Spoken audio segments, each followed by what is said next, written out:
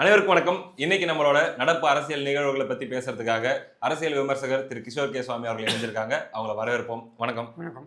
பல்வேறு டெவலப்மெண்ட்ஸ், குறிப்பா இந்த பீகார் தேர்தல் முடிவுகளுக்கு பிறகு டக்குன்னு தமிழ்நாட்டில் மாறதை நம்மளால பார்க்க முடியுது.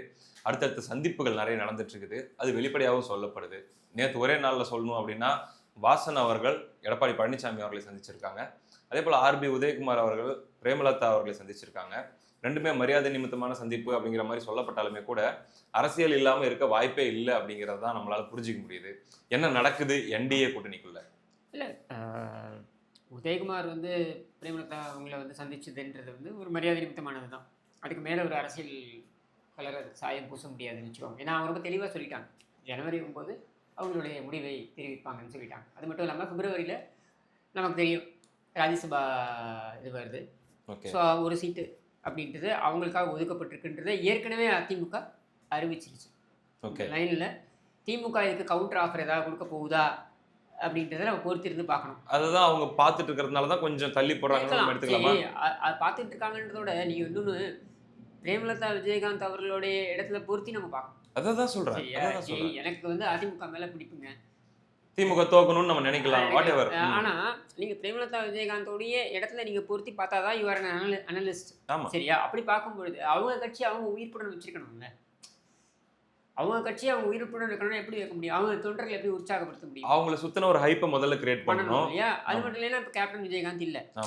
அவர் செயல்படாமல் இருந்தா கூட அவர் இருக்கிறார் அப்படின்ற ஒரு ஃபீல்ல அது ஓடிட்டு இருந்தது. இன்னைக்கும் நீங்க பாத்தீங்கன்னாக்கா அவங்களுடைய கோயம்பேடு ஆஃபீஸ்க்கு போனீங்கன்னா நீங்க பார்க்கலாம், இன்னைக்கும் திரளா மக்கள் வந்துட்டு தான் போறாங்க. சரியா? அவருடைய சமாதிக்கு பார்த்துட்டு போறாங்க. எதுக்கு சொல்ல வரேன்னா அவங்க கட்சியை உயிர்ப்புடன் வைப்பதற்காக அந்த டைமை எடுத்துக்கிறாங்க. Which is fair. வாசனுக்கு வருவோம். வாசனை பொறுத்த வரைக்கும் வாசனுடைய அரசியல் இருப்பு அப்படின்றதை விட பெரிய செல்வாக்கு அப்படின்றத எடுத்தீங்கன்னா அவருடைய கான்டாக்ட்ஸ், பிரதமர் மோடி அவர்களுடைய ஒரு நம்பிக்கைக்குரிய ஒரு நபராக அவர் இருக்கார். டெல்லியில செல்வாக்கு உள்ள ஒரு நபரா இருக்கார். சரியா? இங்க எவ்வளவு வாக்கு வங்கின்றதை விட அவருக்கு அந்த கான்டாக்ட்ஸ் இருக்கிறதுனால டெல்லிக்கு ஏற்கனவே தொடர்புகள் இருக்கும். சரி, இப்போ எடப்பாடி பழனிசாமி மார்ச் 25 இந்த ஆண்டு டெல்லிக்கு போனது அவர் கட்சியிலே இருக்கக்கூடிய 2ஆம் கட்ட தலைவர்கள் கூட தெரியாது. சட்டமன்றம் நடந்துகிட்டு இருக்கு. சட்டமன்றத்துல நம்ம அவசரமா கிளம்பி போறாங்க. அவர் கிளம்பி போயிட்டாரு ஃப்ளைட்ல. நல்லா ஞாபகம் இருக்கு. அன்னைக்கு மாலை நம்ம பேசிட்டு இருக்கும்போது என்னவோ தெரியலையே அப்படின்ற மாதிரி தான் இருந்தது. ஸோ அவர் போயிட்டாரு. இவன் அதுக்கப்புறம் கிளம்பி போறாங்க. சரியா? ஸோ அது என்னன்னா அப்படி அவர் டைரக்டா ஹாட்லைன் வச்சிருக்காருன்னு அர்த்தம். அதாவது அங்க இருக்கக்கூடிய டாப் 2 அப்படின்னா ஒன்று மோடி, இன்னொன்று அமித்ஷா. ஸோ அமித்ஷா அவர்களோட ஒரு ஹாட்லைன் அவர் மெயின்டைன் பண்ணியிருந்திருக்காரு அப்படின்றதான் நம்ம தெரியும், நம்மளால் புரிஞ்சுக்க முடியுது. இன்னொன்று நீங்கள் கூர்ந்து கவனிக்கணும். 24 தேர்தலில் தனியாக நின்னாலும் கூட, அதிமுக தனியாக நின்னாலும் கூட எந்த இடத்துலையும் அவர் நரேந்திர மோடி அவர்களுக்கு எதிராக பேசலை. இது குறித்து அவரிடம் சொல்லப்பட்டது. ஏன்னா நீங்கள் தேசிய முகம் கிடையாது. நாம் மோடி எதிர்த்து பேசாமல் எப்படி நீங்கள் பிரச்சாரம் பண்ணுவீங்கன்னு போது அவர் நம்ம கட்சியும் நம்மளே எதுவும் பேசலையே, நம்ம எப்படி அவரை பேச முடியும்? நம்ம கட்சியுடைய தலைவர்கள் புரட்சித் தலைவர் எம்ஜிஆராக இருக்கட்டும், அம்மாவாக இருக்கட்டும், இவங்களெல்லாம் அவர் நல்ல மரியாதையுடன் அவர் இது பண்ணுறாரு அப்படிங்கும்போது நம்ம எப்படி அவரை இது பண்ண முடியும்? கூட்டணி சில இங்கே இருக்கக்கூடிய சில காரணங்கள்னால நம்ம இல்லை. பட் அதுக்காக அவர் தனிப்பட்ட விதத்தில் நம்ம பேச முடியாது, நான் பேச விரும்பலைன்ட்டார் அவர். அப்போது அவர் இணக்கமான ஒரு போக்கை கூட்டணியில் இல்லை என்றாலும் கடைபிடித்து வந்திருக்கிறார். அதனுடைய வெளிப்பாடு தான் ஓவர் நைட்டில் அவர் அங்கே போகிறார், புரியுது, சந்திக்கிறார், புரியுது, முடிஞ்சிருச்சு. சரியா? இப்போது அவங்களுக்குள்ள ஒரு ஃபர்தர் கம்யூனிகேஷன் ஸ்ட்ரென்தன் பண்ணணும் அப்படின்றதுக்கு வாசனை அவர் இரு தரப்புமே பயன்படுத்திக்கும். அங்கேருந்து சில மெசேஜ் வரும், புரியுது, கம்யூனிகேஷன் இங்கே இவங்க இது பண்ணிப்பாங்க. இது மட்டும் இல்லை, எடப்பாடி பழனிசாமி சுற்றுப்பயணம் மேற்கொண்டார் பாருங்க.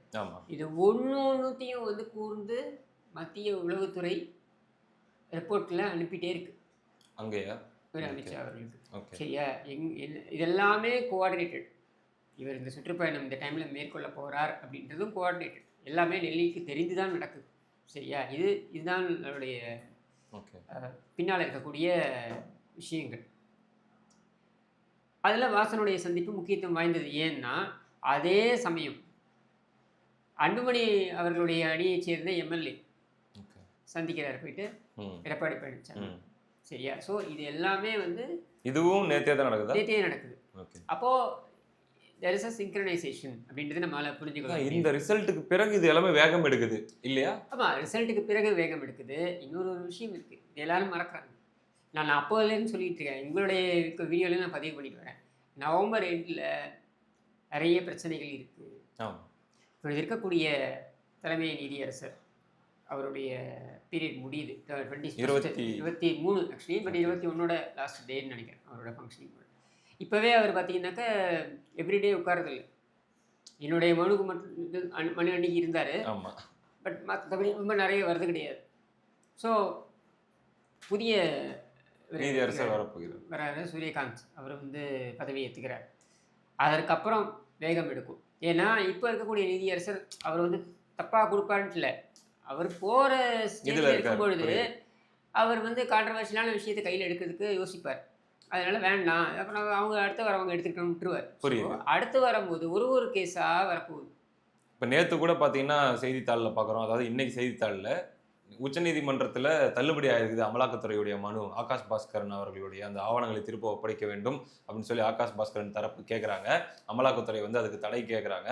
அப்போ வந்து நீதிமன்றம் இல்லை நீங்கள் ஒப்படைச்சு தான் ஆகணும்னு சொல்லி அதை நிராகரிக்கிறாங்கன்னு சொல்லி ஒரு செய்தி வருது. இது எல்லாமே அடுத்த ஸ்டேஜுக்கு போகும்போது வேற மாதிரி போகும்னு சொல்ல வரேன். இல்லை, வேற மாதிரி போகுன்றதை விட உங்களுக்கு இவங்க எந்த அளவுக்கு என்ஃபோர்ஸ்மெண்ட் டைரக்டரேட்டை வந்து இவங்க பிரச்சனை கொடுக்குறாங்களோ அந்த அளவுக்கு என்ஃபோர்ஸ்மெண்ட் டைரக்டரேட்டும் பதிலுக்கு பிரச்சனை கொடுக்கும். அதனால தான் இவங்க வேகப்படுத்துகிறாங்க. ஓகே, நீங்கள் பாருங்கள், ஒவ்வொரு வழக்கையும் வேகப்படுத்துகிறாங்க. நீங்கள் பாருங்கள், இவர் ஆம்ஸ்ட்ராங் சிபிஐ இது வந்துட்டு தெளிவாக ஹியரிங் நார்மல் ஹியரிங்கில் வரும்பொழுது அவசரமாக போய் பெட்டிஷன் போட வேண்டிய அவசியம் எங்கேருந்து வருது? புரியுது. எதுக்காக நீங்கள் சிபிஐ அலோவ் பண்ணுறீங்க, அனுமதிக்காதீங்க, தடை கொடுங்கன்னு இப்போ கேட்க வேண்டிய அவசியம் எங்கேருந்து வருது? ஸோ இப்படி எதையெல்லாம் செய்து கொள்ள முடியுமோ அதையெல்லாம் இப்பொழுதே செய்து கொள்ள வேண்டும் அப்படின்ற ஒரு உந்துதல்ல இவங்க மூவ் பண்ணுறாங்க. ஏன்னா அவங்களுக்கு அடுத்து வர்றது எப்படி இருக்குன்ற அவங்களுக்கு தெரியல. நான் சொல்கிறேன் திரும்பியும், அங்கே இருக்கக்கூடிய முக்கியமான தலைகள் உருள போகிறது திமுக. ஆமாம், அதற்கான இதை வந்து நான் எப்போலன்னு சொல்லிட்டு இருக்கேன். மார்ச்ல எப்போ இந்த உடன்படிக்கை தொடர்ச்சியாக சொல்லிட்டு இருக்கிறீங்க, இது கண்டிப்பாக நடக்க போகுது அப்படின்னு சொல்லிட்டு. அதுவும் முக்கியமாக இருக்கக்கூடிய பேரே சொல்றதுல நமக்கு என்ன இருக்கு? அமைச்சர் மூர்த்தி, ஏவா வேலு, என்ன செந்தில் பாலாஜி, இப்படி வந்து நேரு, இது எல்லாமே வந்து இவர்கள் கண்காணிக்கப்படுவார்கள். கண்காணிக்கப்படுறதோடு இல்லாமல் ஏற்கனவே கண்காணிக்கப்பட்டு வருகிறார்கள். இவர்கள் சம்பந்தப்பட்ட வழக்குகள் கண்டிப்பாக வேகம் எடுக்கும். ஓகே, இது நடக்கும்.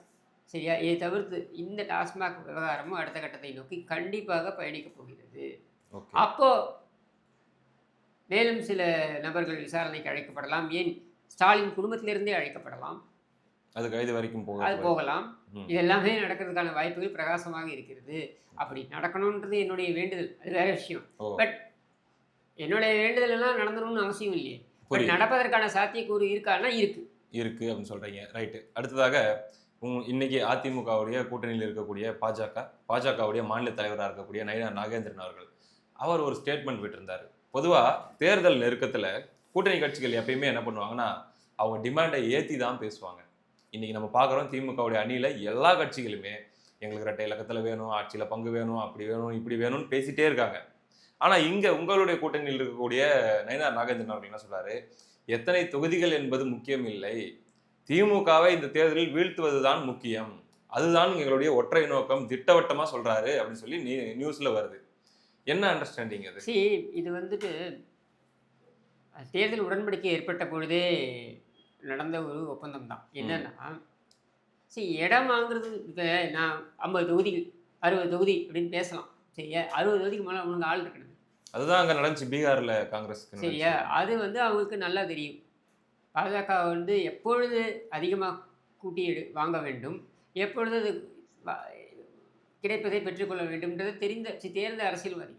இவங்களுக்கு போய் நம்ம அரசியல் கற்றுக் கொடுக்க வேண்டிய அவசியம் கிடையாது. முழுக்க அவங்களுடைய கைடன்ஸ்ல தான் நடக்குது இல்லையா? நேத்தி வானத்துலேருந்து நேத்தி டிராப் பண்ண மாதிரி நேத்தி அரசியல் வந்தவங்களாம் கற்றுக் கொடுக்க வேண்டிய அவசியம் கிடையாது அமித்ஷாவுக்கு எப்படி அரசியல் செய்யணும்னு. சரியா? அப்படி இருக்கும்பொழுது அவங்க அந்த மாநிலத்திற்கு எது அந்த மாநிலத்தோடைய தன்மை, தங்களுடைய கட்சியோடைய கட்டமைக்கப்பட்ட பிம்பத்தை விட்டுருங்க, கட்சியோடைய ஒரிஜினல் ஸ்டேட்டஸ் என்னன்றது அவங்க தெரிஞ்சு வச்சிருப்பாங்க. ஏன்னா அவங்களுக்கு ரிப்போர்ட் போயிட்டே இருக்கும். சரியா? அப்போ அதற்கேற்றார் மாதிரி தான் அவங்களுடைய பார்கெனிங்கும் இருக்கும். அப்போ அவங்க என்ன நினைப்பாங்க? 2021 ஒரு விஷயம் நடந்தது. என்னன்னா ஜெயிக்க முடியாத நிறைய தொகுதிகள் தள்ளிவிடப்பட்டன அப்படின்ற ஒரு குற்றச்சாட்டு வந்தது. அதிமுக மேலேயே வந்துச்சு. அதிமுக மேலே அந்த குற்றச்சாட்டு வந்தது. அது மாதிரி இந்த முறை இருக்கக்கூடாது. அப்போ பிஜேபியோட ஸ்ட்ரைக் ரேட் அதிகமாக இருக்கணும். இப்போ உதாரணத்துக்கு இன்றைக்கி வந்து 4 எம்எல்ஏக்களோ 5 எம்எல்ஏக்களோ இருக்காங்கன்னு நீங்கள் பாஜகவிலிருந்து 4 எம்எல்ஏ 25க்கு 5 இல்லையா? 20 போன டைம் எத்தனை தொகுதி? 21ல் 20க்கு 5 அது மாதிரி இருக்காங்கன்னு வைங்க.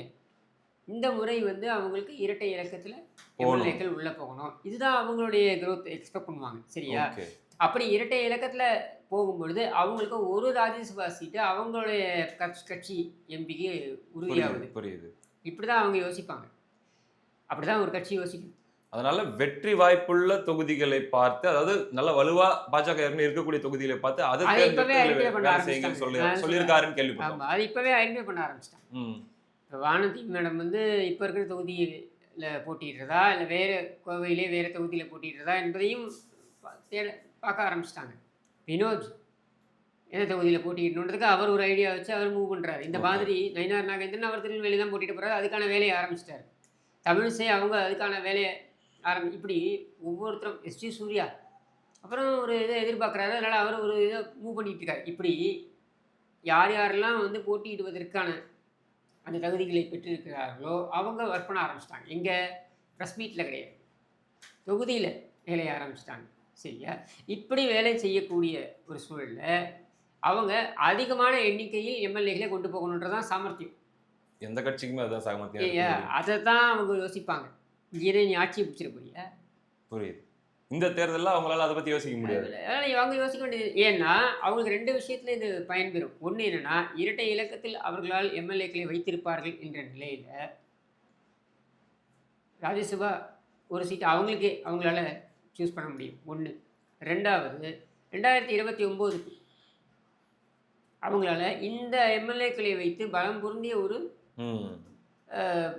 ஒரு சக்தியாக அவங்களால மக்கள்கிட்ட போக முடியும். சரியா? இதுதான் அவங்க பார்க்கக்கூடிய விஷயமா இருக்கும்.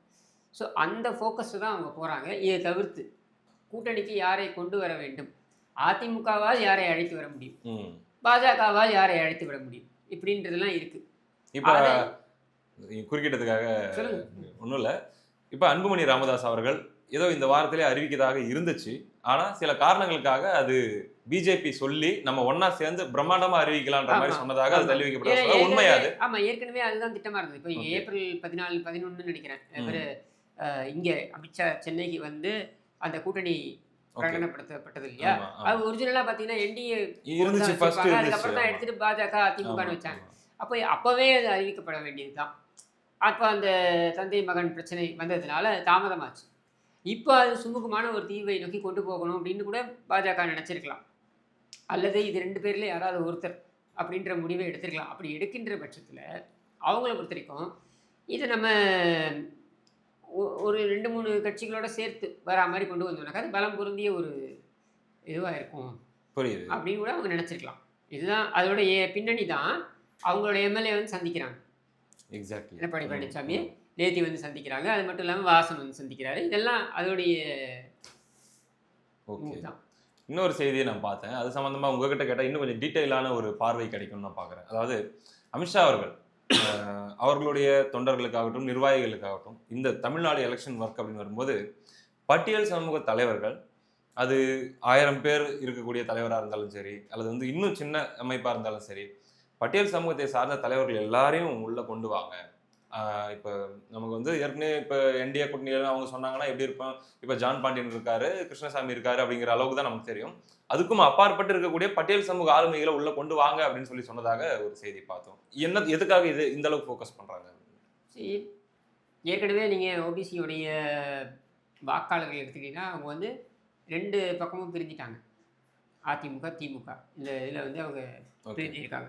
நீங்கள் இருக்கக்கூடிய தலைவர்கள் எல்லாம் முக்கியமான பிரதான தலைவர்கள் அப்படின்னு பார்த்தீங்கன்னாக்க கோர்ஸ் திருமாவளவன் இருக்கார். பட் திருமாவளவன் ஒரு கூட்டணி கட்சி அப்படின்னு தான் பார்க்கப்படுறாரு. விஜயா இருக்கட்டும், எடப்பாடி பழனிசாமியாக இருக்கட்டும், இவங்க எல்லாருமே ஓபிசி எம்பிசி தலைவர்கள், ஸ்டாலினாக இருக்கட்டும், இந்த மாதிரி. ஸோ பட்டியல் இனத்திலேருந்து ஒரு முக்கியத்துவம் அப்படின்றது பார்த்தீங்கன்னாக்க அதிகமாக இல்லை. ஒரு காலத்தில் இருந்தது. எப்படின்னா நீங்கள் இப்போ அதிமுகவுடைய துவக்க காலத்தில் பார்த்தீங்கன்னா பட்டியல் சமூகத்துடைய முழு ஆதரவு அதிமுகவுக்கு இருந்தது. எம்ஜிஆர் காலத்தில் நம்ம சொல்லலாம். எப்போ பாமகவுடன் கூட்டணி வைக்க ஆரம்பிச்சாங்களோ அப்போலேருந்தே உங்களுக்கு அந்த டிவைட் ஆக கொஞ்சம் ஆரம்பிச்சு. பிரிய ஆரம்பிச்சிருச்சு. ஓகே. அப்படியும் பார்த்தீங்கன்னாக்கா அருந்ததியினராகட்டும் அவங்கெல்லாம் வந்து நிறைய அதிமுக பக்கம் தான் இருந்தாங்க. பட் ஒரு கட்டத்தில் அதெல்லாம் வந்து வெளியே போக ஆரம்பிச்சு. ஏன்னா அருந்ததியினருடைய ரெப்ரசன்டேஷன் எடுத்தீங்கன்னா இப்போ கவுண்டர் லாபியுடைய இது டாமினேஷன் அதிகமாகும்போது அங்கே ஒரு கவுண்டர் லாபி பண்ண முடியாத ஒரு சினாரியோவில் அவங்க எதிர்த்தரப்பை நோக்கி போகிறதுக்கான வாய்ப்பு அதிகம். இதெல்லாம் வந்து யதார்த்தமாக நம்ம பார்த்து புரிஞ்சிக்க வேண்டியது. ஓகே. ஸோ இப்படி இருக்கும் பொழுது இந்த பட்டியல் சமூகம் அப்படின்னு இருக்கக்கூடியவர்கள் இவங்க கணிசமான எண்ணிக்கையில் இருந்தாலும் இவர்களுக்கான பிரதிநிதித்துவம் என்பது முழுமையாக இல்லை. அப்போ இந்த பிரதிநிதித்துவத்தை கொடுக்கக்கூடிய இடத்துல நம்ம இருக்கோம்னா கண்டிப்பாக அவர்களுடைய பேர் ஆதரவு அதற்கு வரும் அப்படின்றது தான் அதுக்கு பின்னாடி இருக்கக்கூடிய திங்கிங், வேற ஒன்றும் கிடையாது. ஏன்னா தமிழ்நாட்டில் பொறுத்த வரைக்கும் மற்ற மாநிலங்களில் நம்ம வெவ்வேறு காட்சிகளை பார்க்குறோம். பீகாரில் கூட பார்த்தோம் சிராக் பாஸ்வான் அவர்களுடைய அந்த வெற்றி அதெல்லாம். ஏன்னா தமிழ்நாட்டில் பொறுத்த வரைக்கும் பொதுவாகவே பட்டியல் சமூகம் அப்படிங்கிறவங்களுக்கு வந்து ரொம்பவே எதிரான, அது வந்து அவங்க வந்து எந்த காலத்திலையும் பாஜகவை திரும்பி கூட பார்க்க மாட்டாங்க. அவங்களுக்கு ரொம்ப எதிரான கட்சி பாஜக அப்படின்ற ஒரு பார்வை, அப்படின்ற ஒரு பரப்புரை இங்கே வைக்கப்படுது. அவங்களுடைய ஓட்டு எப்பயுமே பாஜக இருக்கிற கூட்டணிக்கு எதிரில் தான் இருக்கும் அப்படின்ற ஒரு பரப்புரையும் வைக்கப்படுது. அதை உடைக்கணும் அப்படின்றதுக்காக அவங்க இதை செய்யறாங்க அப்படின்ற மாதிரி பார்க்கலாம். நீங்க பட்டேல் சமூகத்துடைய ஆதரவு பாஜகவுக்கு இல்லை அப்படின்னா அது 2 காரணங்களுக்காக சொல்லலாம். ஒன்று என்னன்னா பாஜக வந்து ஒரு ப்ரோ பிராமின் பார்ட்டியாக, ஆமா, அந்த பார்வை இருக்குல்ல, சரியா. ரெண்டாவது இங்கே வந்து பிராமின்ஸ் வந்து தலித்துகளுக்கு எதிரானவர்கள் அப்படின்னு இந்த திராவிட இயக்க தலைவர்கள் வந்து கட்டமைச்சிருக்காங்க. ஆமா, இப்போ திருமாவளவன் அவர்களுடைய பரப்புரையே சனாதனம், அதை முன்னிறுத்தி தான், அதனாலதான் நம்ம இப்படி இருக்கோம், நம்மள ஒடுக்கப்பட்டிருக்கோம் அப்படின்ற ஒரு. ஆனால் உண்மை அது கிடையாதுன்றதான் நம்ம திரும்பி சொல்ல வரோம். அதாவது என்னன்னா நீங்க பட்டியல் சமூகத்திற்கு பட்டியல் சமூகம் முழு ஆதரவை வந்து உங்களுக்கு கொடுத்தது. யாருக்கு? நான் பிராமின் மூவ்மெண்ட்லேருந்து ஆரம்பித்து, அதாவது பிராமணர் அல்லாதவர்கள் இயக்கம் அப்படின்னு வந்த பொழுது பட்டியல் சமூகமும் ஆதரவு கொடுத்தது, சரியா. திமுகவுடைய ஆரம்ப கட்டங்கள்லாம் பார்த்தீங்கன்னா இப்போ ஸ்டாலின் கூட பேசியிருப்பாங்க, என்னுடைய இதில் வந்து ஒரு டிஸ்கஷனில் பேசியிருப்பாங்க. முழு ஆதரவு அவங்களுக்கு தான் கொடுத்தது. ஆனால் அவர்களுக்கு என்ன பிரதிநிதித்துவத்தை கொடுத்தார்கள் என்றால் கூட உரிய பிரதிநிதித்துவத்தை கொடுக்கல அப்படின்றது தான் இன்றைக்கி இருக்கக்கூடிய ஆர்கியூமெண்ட். பட் பாஜகவை பொறுத்த வரைக்கும் நீங்கள் மற்ற மாநிலங்கள் எடுத்தீங்கன்னாக்க, உதாரணத்திற்கு இதில் எடுத்தீங்கன்னா பீகாரில் எடுத்தீங்கன்னா இல்லை உத்தரப்பிரதேசில் எடுத்தீங்கன்னா இங்கே வந்து பட்டியல் சமூகத்தின் தலைவர்கள் பிரதிநிதிகளாக நிறைய இருக்காங்க. ஓட்டு ஹெவியாக உழுது அவங்களுக்கு பாஜகவுக்கு. ஏன் அப்படின்னா அங்கே இருக்கக்கூடிய பட்டியல் சமூகத்தினர் எப்படி பார்க்குறாங்க, அவங்க வந்து இந்த குழப்பங்களுக்குள்ளே அவங்க போகிறது கிடையாது. இது இப்போ இவங்க இந்த சனாதனம் கினாதனம் இந்த குழப்பத்துக்குள்ளேயே அவங்க போகிறது. அவங்கள பொறுத்த வரைக்கும் நாம் எப்படி பிரதிநிதித்துவத்தை பெறுவது, இன்னைக்கு ரியாலிட்டி எப்படி மேலே போகிறது அப்படின்ட்டு. இப்போ பாஸ்வான் எடுத்தீங்கன்னாக்கா அவர் தலித் தலைவர் தான். ராம்விலாஸ் பாஸ்வான் வந்து காங்கிரஸோடையும் இருந்தார், பாஜகவோடையும் இருந்தார், சரியா. இன்னைக்கு அவருடைய மகன் சிராக் பாஸ்வான் வந்து பாஜகவுடன் இருக்கிறார். மோடியுடைய ஒரு செல்ல பிள்ளையாக அவர் வந்து பார்க்கப்படுகிறார்.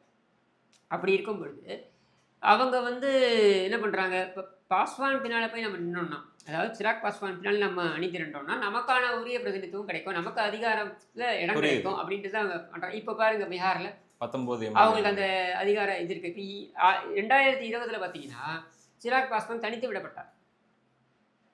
அப்பவும் அவர் என்ன பண்ணார் தெரியுமா, பொறுமையாக இருந்தார். ஆனால் மோடி அவர்களை ஆதரிக்கிறேன், இங்கே நிதிஷ்குமார் என்னை ஏற்றுக்காமல் போகலாம், ஆனால் நாங்கள் அவரை ஆதரிக்கிறேன்னு சொல்லும்போது ஸ்கிரெப் த்ரூ பண்ணி தான் பாஜக கடந்த முறை அந்த கூட்டணி தேசிய ஜனநாயக கூட்டணி ஜெயித்தது. அதற்கப்புறம் அவர் பொறுமையாக காத்திருந்த காரணத்தினால இன்னைக்கு பார்த்தீங்கன்னா சிராக் பாஸ்வான் ஒரு முக்கியமான ஒரு இடத்துல எவ்வளோ 20+ எம்எல்ஏக்களை ஜெயிச்சிருக்காரு, 19 எம்எல்ஏ வாட் எவர் ஜெயிச்சிட்டாரு. ஹெவி ஸ்ட்ரைக் ரேட், சரியா, வெரி பிக் ஸ்ட்ரைக் ரேட். இப்போ அடுத்த முறை அவர் கூடுதலாக கேட்கறதுக்கு எல்லா உரிமையும் இருக்கு, சரியா. அதுக்குள்ள அவங்க ஸ்ட்ரென்தன் பண்ணிப்பாங்க. இதுதான் ஒரு கட்சியுடைய என்ன சொல்றது, ஒரு கட்சியை எப்படி நீங்க முன்னிலைப்படுத்துவது அப்படின்ட்டு. இதை பாஜக எல்லா மாநிலங்களையும் செய்யுது. இப்போ உதாரணத்துக்கு உத்தரப்பிரதேசம், நிறைய பேர் வந்து இதை வந்து ஏற்றுக்காம போகலாம். நான் சொல்கிறேன் திரும்பி, உத்தரப்பிரதேசத்தில் 3வது முறை வெற்றி பெறுவது அப்படின்றது கடினம். 2வது முறை வெற்றி பெற்றதே மிகப்பெரிய சாதனை. எனக்கு தெரிஞ்சு காங்கிரஸுக்கு அப்புறம் வேறு யாரும், அதாவது நான் சொல்கிறது 80களுக்கும் முன்னாளுக்கு அப்புறம் தான் இது இப்படி ஒரு இது வருது.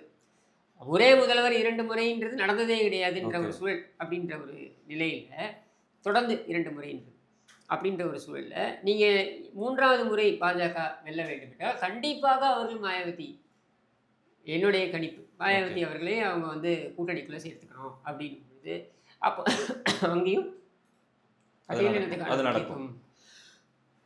அப்படின்றது கொடுக்கப்படுகிறது. இது வந்து எல்லா இடத்துலையும் அவங்க அதை செய்கிறாங்க. பரவாயில்ல. பார்க்கும்போது ஒரு வார்த்தை அடிக்கடி கண்ணில் படுது, சரி உங்களை போன்றவர்கள் அது விளக்குனா சரி இந்த சோஷியல் இன்ஜினியரிங் அப்படின்ற ஒரு வார்த்தை பிஜேபி பற்றி சொல்லும்போது அந்த வார்த்தையை பயன்படுத்துவாங்க. கரெக்டான வேர்டு தான் யூஸ் பண்ணுறேன்னு தெரியல. அதே மாதிரி பார்த்தீங்கன்னா இந்த மைக்ரோ பொலிட்டிக்ஸ் அப்படின்ற மாதிரி சொல்லுவாங்க. இதெல்லாம் என்ன கொஞ்சம் வெகுஜன மக்களுக்கு புரியுற மாதிரி. சோஷியல் இன்ஜினியரிங்கிறது என்னன்னா, நீங்கள் இப்போ உதாரணத்துக்கு இப்போ நீங்கள் தென் மாவட்டங்கள் எடுத்துக்கோங்க. தமிழ்நாட்டில் தென் மாவட்டங்கள் இருக்கு. எல்லாரும் என்ன நினைக்கிறாங்க, பிரதான சாதியாக பார்க்க முக்குலத்தோர்னு சொல்லுவாங்க. முக்குலத்தோர்னு சொல்கிறாங்கன்னா, முக்குலத்தூர் அல்லாதவர்கள் அப்படின்னு எடுத்தீங்கன்னா உடனே நாடார்னு சொல்லுவாங்க, இல்லை தேவேந்திரன் சொல்லுவாங்க. சரியா? உத்திரையர்கள் இருக்காங்க, இதை தவிர்த்து பிற நிறைய சாதிகள். சரியா? இவங்க எல்லாரும் என்னன்னா அவங்களுக்கான உரிய பிரதிநிதித்துவம் அப்படின்றது எந்த அளவுக்கு வரும் அப்படின்ற ஒரு கேள்வி இருக்கு. சரியா? இந்த மாதிரியான சமூகங்களுக்கு முக்கியத்துவம் கொடுப்பது அப்படின்னும் போது உங்களுக்கு பிரதான சமூகத்தை ஒதுக்க போகிறது இல்லை, ஆனால் இந்த மாதிரியான சமூகங்களுக்கு நீங்கள் முக்கியத்துவம் கொடுப்பது அப்படின்றது உங்களுக்கு இதுதான் சோஷியல் இன்ஜினியரிங்னு சொல்கிறது. இது பிஜேபியோட வெற்றிக்கான ரகசியங்கள்ல இதுவும் ஒன்றுன்னு நம்ம சொல்லலாம். கண்டிப்பாக இது எல்லா இடத்துலையும் இவங்க ட்ரை பண்ணுறாங்க. They tried in every place. இப்போ பாருங்கள், ஒரு யாதவை வந்து இதில் போட்டிருக்காங்க மத்திய பிரதேஷில். ஓகே. யாருமே எதிர்பார்க்கல. ஓகே. சரியா? இப்போ பிரச்சாரத்துக்கு கூட அவர் போனார்னு நினைக்கிறேன். மோகன் யாதவ் இது ஒரு சீஃப் மினிஸ்டர் ஆஃப் மத்திய பிரதேஷ். இந்த மாதிரி அவங்க சோஷியல் இன்ஜினியரிங்கை எல்லா இடத்துலையும் அவங்க தே கீப் ட்ரைங். சில இடங்களில் ஸ்டாண்டர்டாக போயிடுறாங்க. For example Fadnavis Brahmin phase. In fact அவங்க மராட்டி போயிருக்கணும், போகாமல் பிராமின் போகிறாங்க. சரியா? ஸோ இது மாற்றி மாற்றி தான் அவங்க கொண்டு போகிறாங்க. கேரளாவில் எடுத்திங்கனாக்கா அதுக்கு ஒரு தனி பிளான் ஒர்க் அவுட் பண்ணுறாங்க. அங்கே இருக்கக்கூடிய சாதிகள் அவங்களுடைய பிரதிநிதித்துவங்கள் இதில் யார் யாருக்கு கம்யூனிஸ்ட்டும் காங்கிரஸும் இங்கே டாமினேட் பண்ணுறாங்க. இதை தவிர்த்திருக்கக்கூடிய சாதிகள் என்ன, அவங்களுக்கு நம்ம என்ன முக்கியத்துவம் தரணும் அப்படின்ற மாதிரி கொண்டு போகிறாங்க. லைக்வைஸ் பீகாரில் எடுத்திங்கனாக்கா முஸ்லிம் யாதவ் அப்படின்றது தான் லாலு யாதவோடைய பிளான். ஆமாம். அப்படின்னும் பொழுது நான் யாதவ் சிலா இவைகளை முழுக்க கையில் எடுத்து கொண்டு வராங்க. உத்தரப்பிரதேசில் பார்த்தீங்கன்னாக்கா ஜாதவ் கம்யூனிட்டி, ஓகே, அவங்கள அப்படியே இவங்க கொண்டு போகிறாங்க. ஸோ மாயாவதியே தலித் அப்படின்னு அவங்களால என்ன சொல்கிறது, அவங்களால கோஆர்டினேட் பண்ண முடியல, ஏன்னா ஜாதவ் சிங்கி பிரித்து கொண்டு புரியுது. ஸோ இந்த மாதிரியான சோஷியல் இன்ஜினியரிங்கை எல்லா இடத்துலையும் அட்டம் பண்ணுறாங்க. பெங்காலில் அட்டம் பண்ணுறாங்க, அஸ்ஸாமில் அட்டம் பண்ணுறாங்க. ஸோ இது வந்து ஐ வுட் வெல்கம் இட். இது செய்யக்கூடிய ஒரு நபர் யாராக இருந்திருக்காருன்னு பார்த்தீங்கன்னாக்கா, கூர்ந்து கவனிச்சிங்கனாக்கா தமிழ்நாட்டில் வந்து எம்ஜிஆர் செய்தார். ஓகே. அவருடைய பிக், அதாவது ஒன்றிய செயலாளர்லேருந்து மாவட்ட செயலாளர்லேருந்து பார்த்தீங்கன்னாக்கா இந்த இதை வந்து அட்டம் பண்ணியிருப்பார். இவங்க பேர்னா சீமான் பார்த்தீங்கன்னாக்கா அவர் இதை அட்டம் பண்ணுறாரு. ஆமாம் ஆமாம். சரியா? அவர் அட்டம் பண்ணும்போது அதில் பின்விளைவுகளை பற்றி அவர் யோசிக்கிறது இல்லை. இப்போ பிஜேபியோ இல்லை எம்ஜிஆரோ இவங்கெல்லாம் பின்விளைகளை யோசிச்சு தான் செய்யணும். ஏன்னா அவரை பொறுத்திருக்கா அவங்க வந்து ஸ்டேக்ஸ் ஆர் ஹை, அதிகாரம் அப்படின்ற ஒரு ஸ்டேக்ஸ் இருக்கு. அதிகாரம். ஆமாம். இது வந்து அப்படி பார்க்கல, எனக்கு அது எப்போ வருதோ வரட்டும் நான் பண்ணுறேன் அப்படின்னு இவர் பண்ணுறாரு. இந்த மாதிரி இந்த சோஷியல் இன்ஜினியரிங்கிறது ஏன் அவசியப்படுது அப்படின்னா, உங்களுக்கு ஒவ்வொரு சமுதாயத்திற்கும் பிரதிநிதித்துவம் உண்டு. ரொம்ப ஈஸியாக சொல்லிட்டு போயிடலாம் சாதிகள் இல்லை அப்படின்ட்டு. இருக்குது என்ன, அதில் இருக்கக்கூடிய பாகுபாடுகள் பிரச்சனையாக இருக்குது. இப்போ சாதிகளே இல்லை நீ கண்ணை மூட்டு சொல்லிட்டு போகலாம். Then you are living in la la லேண்டுன்னு சொல்லுவாங்க, அதாவது ஆங்கிலத்தில் சொல்லுவாங்க. நீ ஏதோ ஒரு கற்பனை உலகத்தில் வாழ்ந்துக்கிட்டு இருக்கேன்னா அர்த்தமே தவிர்த்து இது யதார்த்தம் கிடையாது. இப்போ யதார்த்தம் என்ன, இந்த பிரதிநிதித்துவத்தை நீ கொண்டு போய் சேர்ப்பது, இந்த பிரதிநிதித்துவத்தை சேர்க்கக்கூடிய கூர்ந்து கவனித்து சேர்க்கக்கூடிய நபர்களாக தான் பாஜக வந்து தங்களை மெருக்கேற்றி வருகிறார்கள். புரியுது. இதுதான் அவங்களுடைய பொலிட்டிக்கலில் நிறைய பண்ணுறாங்க. அதில் இது ரொம்ப முக்கியமாக பண்ணுறாங்க. சும்மா இவங்க வெறும் முஸ்லீம், இந்து, முஸ்லீம், கிறிஸ்டின் வெறுப்பை ஆர்எஸ்எஸ்ல தனி அணியே இருக்கு. ஆர்எஸ்எஸ்ல தனி அணியே பழங்குடியினருடன் வந்து தொடர்பு கொண்டு அவங்களுடைய இடங்களில் வந்து சேவை செய்து அந்த இடத்துல வந்து அவங்கள வந்து கோஆர்டினேட் பண்ணி கொண்டு வரதுக்கே தனி அணி இருக்கு. வெறும் மதவெறி வச்சுக்கிட்டு இவங்க ஜெயிக்கிறாங்க அப்படின்ற அந்த இதை வந்து அப்படி பார்த்தா அவ்வளோ வாக்குகள் அங்கே உழ முடியாது. அதில் முஸ்லீம்கள் மெஜாரிட்டியாக இருக்கிற இடத்துல ஜெயிக்கிறாங்க. அதுக்கான முக்கியமான காரணம் என்னன்னா, இந்த இப்போ குஜராத்லேயே எடுத்துக்கோங்களேன், எங்கே கலவரம் நடந்ததோ அந்த குஜராத்லேயே முஸ்லீம்கள் வந்து கூடுதலாக வந்து வாக்களிக்கிறாங்க பாஜகவுக்கு. இவங்க என்ன சொல்கிறாங்க, பயந்துன்னு வாக்களிக்கிறாங்க. பயந்துலாம் வாக்களிக்கல, முஸ்லீம்கள் என்ன பயந்தவர்களா? இன்னொன்று, ஓட்டு போடுற இடத்துல போய் நம்ம ரகசியமாக ஓட்டு போடுறது எதுக்கு பயப்படணும்? அதெல்லாம் சும்மா பயந்துட்டாங்க. அவங்க இது வந்து அவங்கள நீங்கள் சிறுமைப்படுத்துறீங்க, அவர்களை கோழைகள் போல நீங்கள் கட்டமைக்கிறீங்க, அது தப்பு. சரியா? அவங்க உண்மையிலேயே தேர் கெட்டிங் த பெனிஃபிட். அவன் வந்து இந்த கலவரத்தை கடந்து பாஜகவே ஒரு எளிமையாக பார்க்குறது நிறுத்துறான். சரியா? ஆனால் இங்கே என்ன பிரச்சனைன்னா, அங்கே நடந்த கலவரத்துக்கு நம்ம இங்கே இவ்வளோ இனிமையாக பார்த்துக்கிட்டு இருக்கோம். இங்கேயும் சில பேர் என்ன பண்ணுறாங்க தெரியுமா? பாஜகலையும் சில தவறுகள் இருக்குது. என்னென்னா, எப்போ எடுத்தாலும் கோவில். புரியுது புரியுது. தமிழ்நாடு பாஜக பொறுத்திருக்கு எப்போ எடுத்தாலும் கோவில், மதம், இதை தவிர்த்து இவங்க பேசுறது இல்லை. அந்த இஷ்யூஸை இவங்க தொடர்ந்து கம்மி பண்ணதுக்கு அப்புறம் தான் தமிழ்நாட்டில் அந்த பாஜக மீதான எதிர்ப்புணர்வுன்றதும் நல்லாவே குறைஞ்சிருக்கு. நீங்கள் கவனிச்சிங்கன்னா நீங்கள் எப்போ எதை எடுத்தாலுமே மதம், கோவில், இது ரெண்டு தவிர்த்து வேறு யாரும் எந்த தலைவராக இருக்கட்டும், நீங்கள் எந்த மாநில தலைவராக இருக்கட்டும், பாஜகவுடைய எந்த மாநில தலைவராக இருக்கட்டும், இதை ரெண்டும் தான் பேசுவோம். 90% அவங்க இதுதான் பேசுவோம். இப்போ இருக்கக்கூடிய நயினார் அவர்கள் இஸ்லாமியர்களோடலாம் அந்த பகுதியில் வந்து ரொம்பவே இணக்கமான அது வந்து அவர் வந்த பின்னணி என்ன? ஒரு திராவிட இயக்கத்திலேருந்து வராரு. சரியா? திராவிட இயக்கத்திலேருந்து வரக்கூடியவங்களுக்கு என்னங்க, அவங்களுக்கு அரசியல் பிரதிநிதித்துவம், சமூக நீதி, இன்முக நீதினு பேசுவாங்க. அது ஒன்றும் கிடையாது. அரசியல் பிரதிநிதித்துவத்தை பெறணும், எப்படி பெறுறது அப்படின்றதா மக்கள்கிட்ட ஓட்டை எப்படி வாங்குறது, இதுதான். சரியா? இதுதான் அவங்க யோசிப்பாங்க. அப்படி நீங்கள் ஆனால் நீங்கள் சோஷியல் இன்ஜினியரிங்ன்றதை நீங்கள் ஃபோக்கஸ் பண்ணி, அதாவது ஒரு சித்தாந்தத்தை அடுத்த கட்டத்தை கொண்டு போகணும்னாக்கா பிரதிநிதித்துவம் அப்படின்றது நீங்கள் கொண்டு வரீங்கன்னா, அப்போ நீங்கள் இதெல்லாம் விட்டுறணும். புரியுது. பாஜகவையும் கொண்டு போய் சேர்க்க முடியும் மக்கள்கிட்ட. எப்போ? முதல்ல இதை விடுங்க, முதல்ல கோவிலை விட்டு வெளில வாங்க. பொதுவாகவே நான் சொல்லக்கூடியது என்னென்னா, அரசியல்வாதிகளுக்கு கோவிலில் வேலையே இருக்கக்கூடாது. எந்த கட்சியாக வேணா இருக்கட்டும், அரசியல்வாதிகள் கோவிலில் மட்டும் இல்லைங்க, சர்ச்சு, மசூதி, உங்களுக்கு என்ன வேலைங்க? வெளியில வா. சரியா? நீ நாட்டு மக்களுக்கு என்ன அவ்வளவுதான் பேசு, டெவலப்மெண்ட், பிரதிநிதித்துவம், இதுக்குள்ள போயிட்டே தான் போகுது. பேசு, இவ்வளோ விஷயங்கள் இருக்கு, இதை பேசு. அதை விட்டு பார்த்தாலும் கோயில், மசூதி, இதே பேச வேண்டியது. சரியா? அப்போ இது வந்து என்னன்னா, அது பேசுறதுக்கு தனியாக இருக்காங்க, மத தலைவர்கள் இருக்காங்க. அவங்களுக்குள்ள அவங்க ஹெல்த்தி டிபேட் மாதிரி ஏதாச்சும் பண்ணிட்டு போங்க, அதுக்கு ஏற்படுத்தி கொடுங்க. ஆமா, அல்ல டிபேட் நடக்கிறதுக்கான இடங்களை ஏற்படுத்தி கொடுங்க. நீ ஏன் பேசுற? எக்ஸாக்ட்லி. சாதி கலவரங்களே ஏன் ஏற்படுதுன்னு நினைக்கிறீங்க? அரசியல் உள்ள நுழையும் போது தான் சாதி கலவரங்கள் இன்னும் பெருசாகும். உண்மை. சரியா? நீங்கள் அந்தந்த சாதியில் இருக்கக்கூடிய ஒரு ஏரியாவை எடுத்தீங்கன்னாக்க, அங்கே கூடியவன் பேசிப்பான். அவன் வந்து 2 சாதியில் இருக்கக்கூடிய பெரியவர்களே பேச விட்டீங்கனாலே அவையும் பேசி தீர்த்துப்பான். இப்படித்தானே நடந்தது காலங்காலமா. ஆமாம். சரியா? அதில் சம்டைம்ஸ் வந்து வன்முறை வெடிக்குது, அந்த வன்முறையை சரி பண்ணுறோம். இது எல்லாமே இருக்குது சமூகத்தில், எல்லா உலகளாவிய போயிருக்குது. நம்ம கூட டிராவல் பண்ணி தான் அதை நம்ம சரி பண்ணி கொண்டு போகிறோம். பட் இங்கே அரசியல்வாதிகள் நுழையும் பொழுது தான் இது பிரச்சனை பெருசாகும். இன்றைக்கி கூட தென் மாவட்டங்களில் கொழுந்து விட்டு எரிஞ்சிக்கிட்டு இருக்கு. இவ்வளோ சமூக நீதி பற்றி பேசக்கூடியவர்கள், வகுப்பெடுக்கக்கூடியவர்கள், அறிவு திருவிழா அப்படின்னு நடத்துகிற நீ அறிவு திருவிழா நடத்தக்கூடிய இடத்துல எங்கள் இயக்கம் போல ஒரு அறிவு சார்ந்த இயக்கத்தை பார்க்க முடியுமா அப்படின்ற இவ்வளவு அறிவு சார்ந்த இயக்கத்தை கொண்டிருக்கும் உன்னுடைய நபர்கள் ஏன் இந்த தென் மாவட்டங்களில் நடக்கக்கூடிய இந்த சாதி கலவரங்கள் இல்லை இந்த பிரச்சனைகளுக்கு ஒரு தீர்வை கொடுக்க முடியல? தீர்வை கொடுக்க வேண்டாம்பா. தீர்வை நோக்கி பயணிச்சிருக்கீங்களா? முயற்சியாவது மேற்கொண்டிருக்கிறீர்களா? ஏன் உங்களால் முடியல? புரியுது. அப்போ இதுல என்ன தெரியுது? ஒரு சாதியை தொட்டா இன்னொரு சாதி நமக்கு வராது. நீங்க மேல்பாதி திரௌபதி அம்மன் விவகாரத்தை எடுத்துக்கோங்க. 2 சாதியினருக்கு நடுவில் பிரச்சனை. இப்போ இந்த 2 சாதியினருக்கு நடுவில் பிரச்சனைக்கு தீர்வு என்னன்னா கோவிலை போட்டுறது. இதுதான் நீ கண்டுபிடிச்சிருக்க தீர்வு. சரியா? இது தீர்வு கிடையாது. அப்போ தீர்வு என்ன? சம உரிமைகளை எல்லாருக்கும் வழங்குறது. அது சம உரிமைகளை வழங்கும் போது ஒரு சில சாதியினருக்கு ஒரு சில சடங்கு சம்பிரதாயங்கள் அப்படின்றதுல அவங்க வந்து அவங்களுக்குன்னு வச்சிருப்பாங்கல்ல, அந்த இடத்துல நமக்கு அதுக்கும் முக்கியத்துவத்தை கொடுக்குது. இப்படி எடுத்துகிட்டு போனால் எல்லாருமே ஏற்றுப்பாங்க. புரியுது. சமீபத்தில் தேர் இழுக்கிறது, வடம் பிடிச்சி இழுக்கிறது சம்மந்தமாக ஒரு கேஸு. இதில் ஐ திங்க் சவுத்தில் ஒரு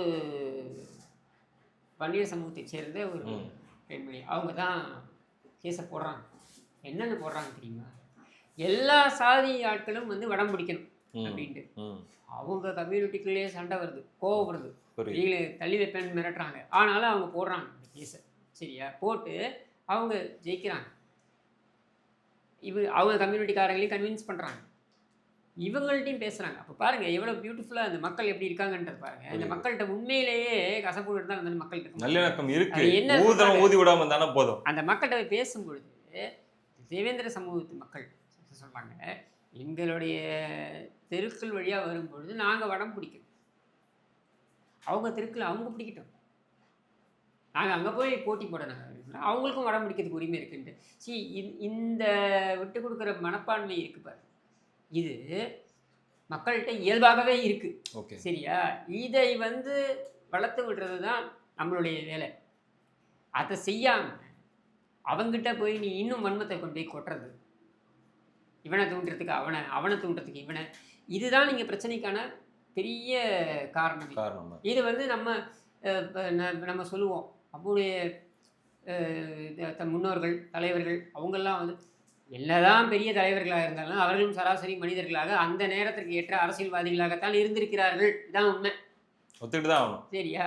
அப்போ அந்த காலத்திற்கான அரசியல் தலைவர்களாக தான் இருந்திருக்கிறார்கள். அப்போ சராசரி அரசியல்வாதிகளாகத்தான் இருந்திருக்கிறார்கள். என்ன அன்னைக்கு சொசைட்டிலேயே ஒரு ஒரு இந்த நற்பண்புகள் என்பது உயர்ந்த நிலையில் இருந்தது. அதனால் அதுக்கேற்ற மாதிரி இருந்தாங்க. இன்றைக்கி அது குறைஞ்சி வந்திருக்கிறதுனால இன்றைக்கி ஏற்ற மாதிரி நம்ம தலைவர்கள் இப்போ இருக்காங்க. அவ்வளோதான் டிஃப்ரென்ஸை தவிர்த்து அவங்களும் அன்றைக்கி அரசியல் தான் பண்ணாங்க. அந்த அரசியல்னால தான் அன்றைக்கும் கலவரம் வந்தது, இன்றைக்கும் அதனால தான் இன்றைக்கி கலவரம் நடந்துக்கிட்டு இருக்கு. இதுதான் உண்மை, யதார்த்தம். ப்ராக்டிக்கலாக பார்க்கணும்னா அப்படி தாங்க பார்த்தா இட்ஸ் எ ட்ரூத். இது எந்த சமூகம் அந்த சமூகம் இந்த மதம் அந்த மதம்லாம் எல்லாத்துலேயும் பொதுவாக இதுதான் விஷயம். சரியா? அப்போ இதை வந்து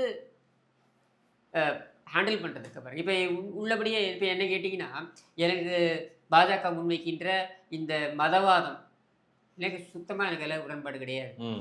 ஏன்னா எனக்கு ஒரு மதத்தில் உடன்பாடு இருக்கலாம், இல்லாமல் இருக்கலாம்.